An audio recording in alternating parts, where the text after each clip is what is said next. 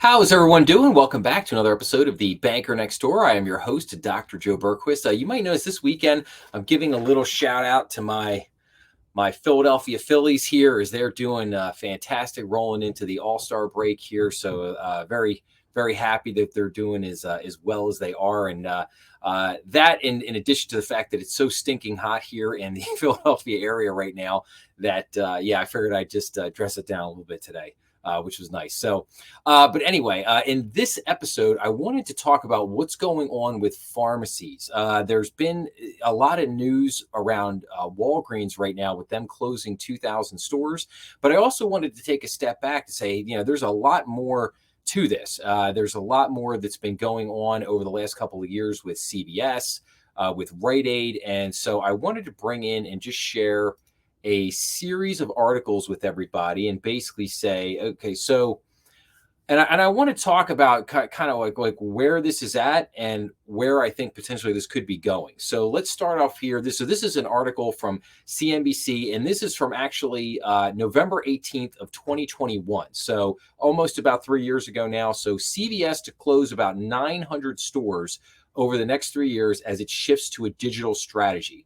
So CVS Health said Thursday that it will close about 900 stores over the next 3 years as it adjusts to shoppers who are buying more online. The drugstore chain said it will focus more on its efforts on digital growth and turning its stores into healthcare destinations. Store closures will start in the spring of 2022, the company said. Now CVS is obviously well into this plan, and they have closed hundreds of these stores over the last few years. Now let's zip ahead here. So this is an article from CNBC. So this is as of Friday, June 28th, 2024. So just a couple weeks ago. And this basically says Rite Aid bankruptcy plan approved, cutting $2 billion in debt. And it basically says, U.S. bankruptcy judge on Friday approved Rite Aid's restructuring plan, allowing the pharmacy chain to cut $2 billion in debt and turn over control of the company to a group of its lenders. Rite Aid is using its bankruptcy to close hundreds of stores, sell its pharmacy benefits company, Elixir, and negotiate settlements with its lenders, drug distribution partner McKesson, and other creditors, including individuals and governments that have sued it for allegedly contributing to the deadly U.S. opioid epidemic. Rite Aid, which had over 2,000 stores when it filed for bankruptcy in October, will emerge from bankruptcy with about 1,300 remaining locations.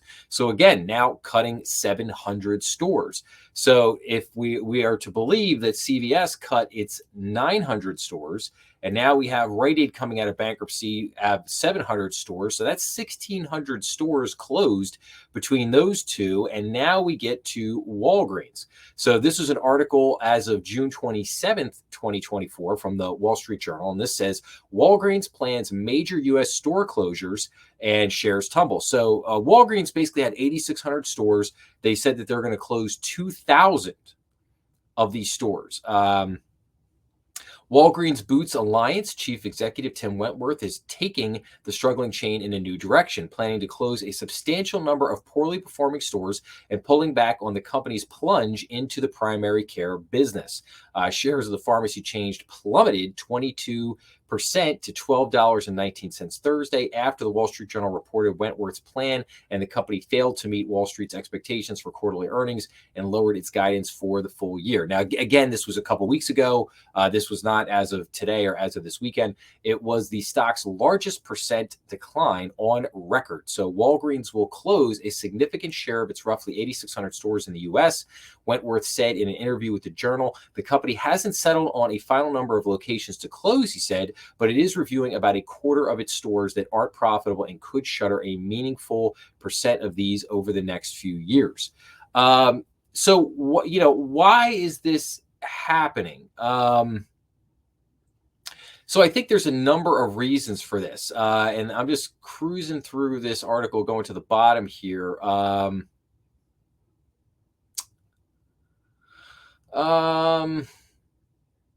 So they're basically talking. Basically, the article goes on to say that Walgreens was suffering, consumer spending, inflation, yada yada yada. But I believe, and this is what I really wanted to get to, I believe the problem here goes way back. And this goes back to 2010. It goes back to the creation of Obamacare.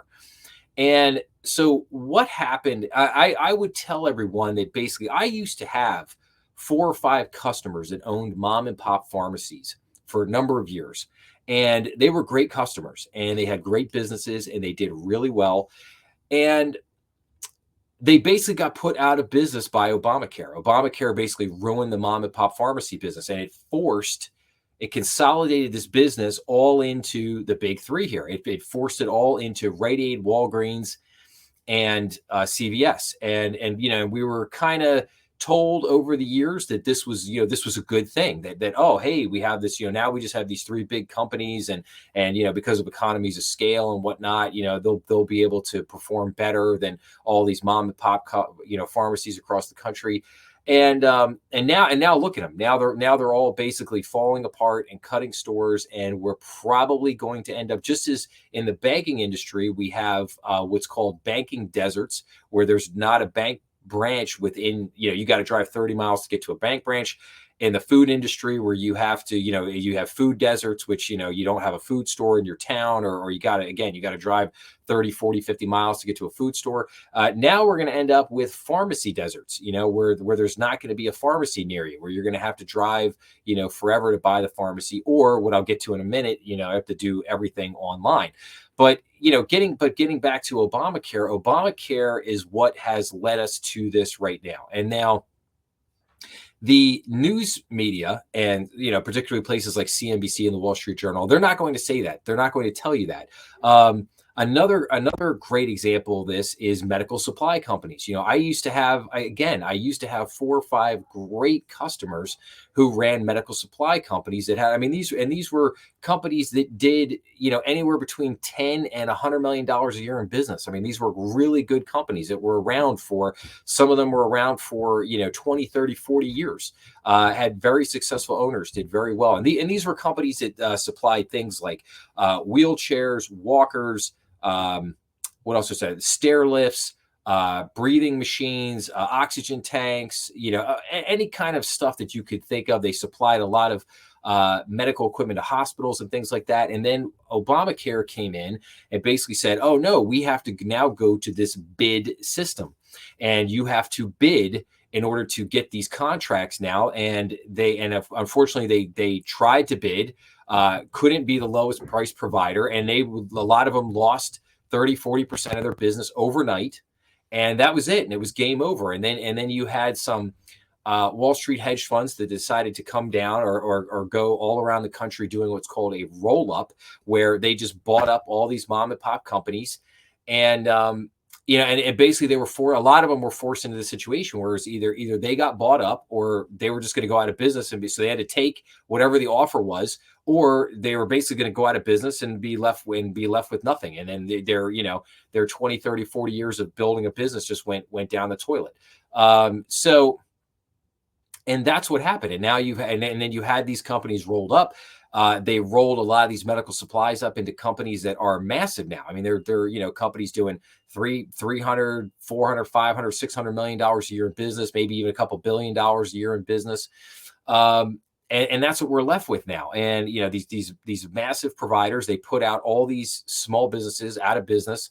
And it's the same thing here in the pharmacy business. All these mom and pop pharmacies got put out. Couldn't bid. Insurance got too high. Any number of other reasons that went along with Obamacare. And this also plays into what I have been following very closely is the status of hospitals across the country. Most of the hospitals in our country are going bankrupt, and and I do not believe that this is hyperbole to basically say that we could end up in a healthcare crisis here in this country in the next year or two, with a lot of hospitals basically going under. So, and what happens in that case? In that case, the hospitals go under, or the hospitals come back, and they tell Congress, like, hey, look, we're going bust. We need a bailout, or we need you to come in. Then you could be faced with the position of fully nationalized and socialized medicine. Some might say what the government has wanted to get to for a long time, but this is again, I find this story. This is a very troubling story. It kind of, like I said, it kind of touched a nerve with me when I saw it, just because. Again, I believe the genesis of this goes back to Obamacare, which was passed and started back in 2010, and basically began the ripple effects of everything that have gone through. Now, to be fair, the pandemic certainly had a hand in this, and certainly led us to where we are today, and obviously the economy, other things going along. It's not just one thing, but there was a genesis. There was something that created the seed for where we are today, and it ties right back to that. So this is unfolding, and we'll see where we go from there. And where do we go from there? And I think the answer to that, in a lot of ways, is probably going to be online. You're probably going to have to go to Walmart and Amazon, and so now we've gone to a situation where the mom and pops have been swept away. It's all been pushed to Walgreens, CVS, and Rite Aid, and now these guys are struggling. Who will they hang on? Maybe they do hang on, continue to limp along, but now it looks like a lot of this business is going to shift to Amazon and Walmart, and you're going to have to buy a lot of your stuff from them going forward. And maybe that's a good thing. Maybe it's not. Maybe we end up with a lot of problems with that. I mean, I certainly don't see how the service gets better by going to strictly an online format. What if you have questions? What if you're not sure about something? It's there could be a whole myriad of things right there that we just don't quite understand, or the effects of which are not quite known. You could say it that way. But anyway, this is a story I'm going to continue to follow, and I will bring everybody updates as it continues to unfold. Again, very troubling.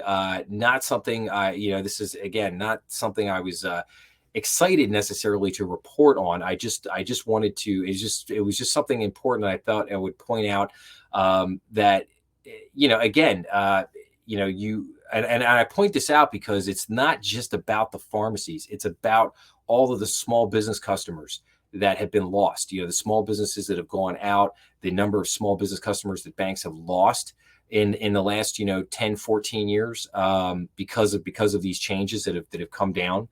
And that's just what I wanted to point out. I just wanted to point out that this didn't start yesterday. This isn't just because of what's been happening the last year or two in the economy. This has been something that has been brewing and building for a long time now, and here we are. And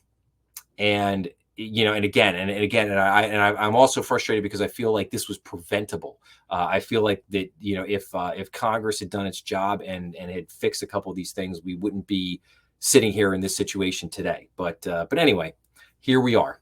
So okay. Well, anyway, if you like this episode or found it interesting, I hope everyone will give a big like and a share. That always helps the channel. Please make sure to remember we are on YouTube, Rumble, and all major podcast platforms. Please make sure to leave your comments down below. I always enjoy getting back to everybody. And please make sure to check out some of the other videos that I posted recently this week and I have posted this weekend. And I will see everybody again real soon. Thanks a lot.